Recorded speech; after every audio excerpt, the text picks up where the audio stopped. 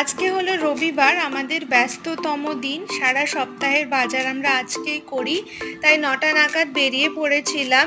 বন জঙ্গল কবরস্থান কিছুই বাকি থাকে না, সব কিছু পেরিয়েই আমাদের বাজারে যেতে হয়। পৌঁছে গিয়েছিলাম 9:30 নাগাদ বাজারে। 30 মিনিট লেগে যায় স্কুটি করে যেতে। মাছ, সবজি, ফল সবই নিয়ে এসেছি, দুধ সবই। পথে দাঁড়িয়ে একটু আখের রস খেয়ে নিয়েছিলাম। বাড়ি এসে ভাত, খাসির মাংস আর একটা পমফ্রেট মাছ ভাজা করেছিলাম। ভাজাটা শুধুমাত্র অরিন্দমের জন্য, আমি আর খাইনি। এইভাবেই লাঞ্চ প্রিপারেশন করছিলাম। ততক্ষণে অরিন্দম ওর যত জুতো আছে, আজকের দিনটাই সময় পায় বলে সমস্ত জুতোগুলো একটু ধুয়ে মুছে পরিষ্কার করে রাখলো।